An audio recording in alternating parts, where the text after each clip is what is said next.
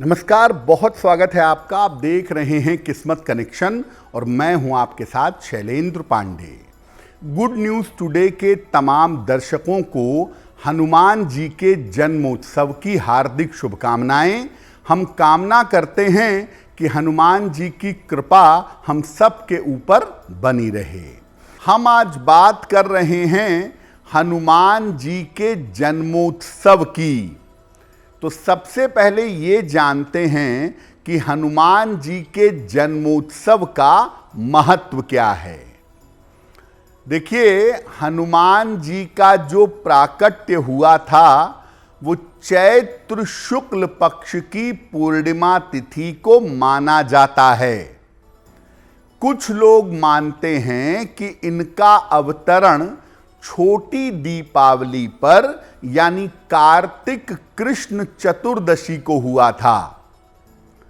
हनुमान जी के जन्मोत्सव पर हनुमान जी की विशेष पूजा उपासना की जाती है।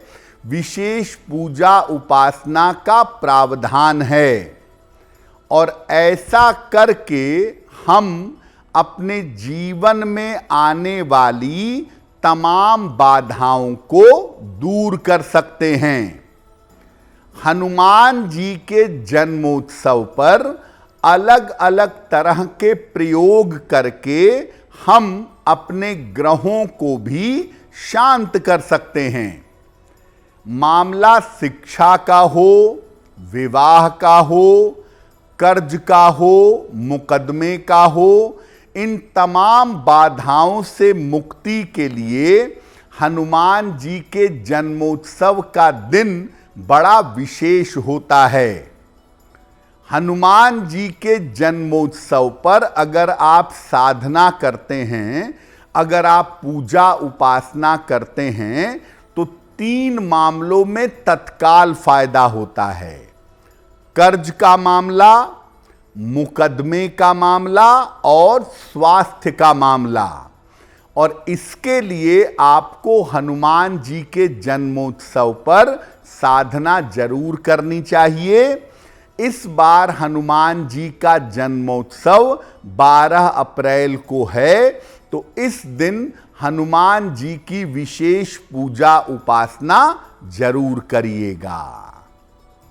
अब हनुमान जी के जन्मोत्सव पर एक सामान्य व्यक्ति हनुमान जी की पूजा कैसे करेगा, क्या तरीका होगा। हनुमान जी की पूजा अभिजित मुहूर्त में करिएगा, यानी मध्य दोपहर में करिएगा। उत्तर पूर्व दिशा में नॉर्थ ईस्ट के कोने में एक लकड़ी के पटरे पर या लकड़ी की चौकी पर लाल कपड़ा रखिएगा। हनुमान जी के साथ भगवान राम के चित्र की स्थापना करिएगा। हनुमान जी को लाल और भगवान राम को पीले फूल अर्पित करिएगा। इसके बाद हनुमान जी और श्री राम को लड्डुओं का भोग लगाइएगा।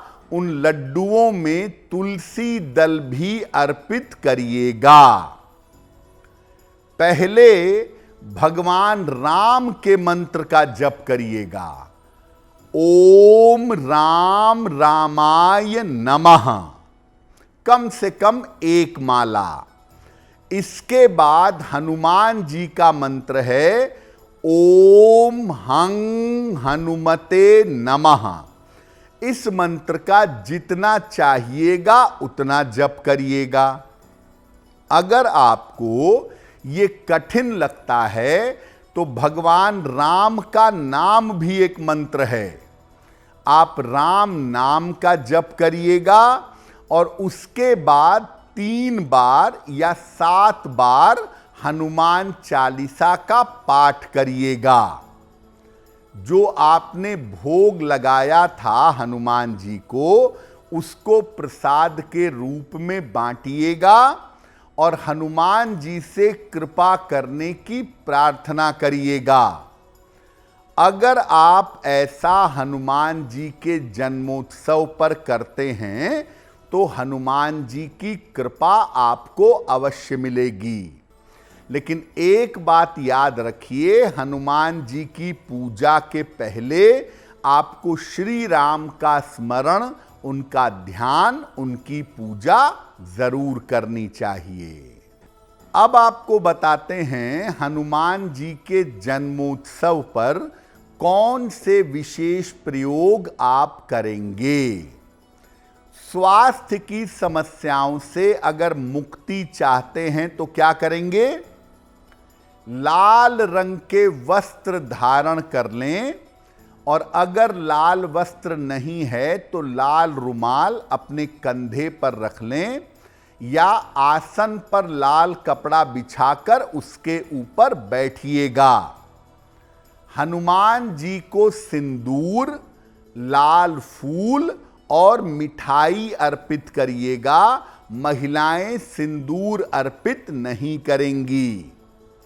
इसके बाद हनुमान जी के सामने कम से कम 3 बार हनुमान बाहुक का पाठ करिएगा, और इसके बाद हनुमान जी से हाथ जोड़ करके अपने स्वास्थ्य की बेहतरी की प्रार्थना करिएगा। अगर आप ऐसा हनुमान जी के जन्मोत्सव पर करते हैं दोपहर के समय में, तो आपके स्वास्थ्य की समस्याओं में, आपके स्वास्थ्य की स्थिति में सुधार होगा। अब जानते हैं कि हनुमान जी के जन्मोत्सव पर आर्थिक लाभ के लिए और कर्ज से मुक्ति पाने के लिए क्या करेंगे। स्वच्छ वस्त्र पहनकर स्नान करके दोपहर में हनुमान जी के चित्र या उनकी मूर्ति के सामने बैठिए।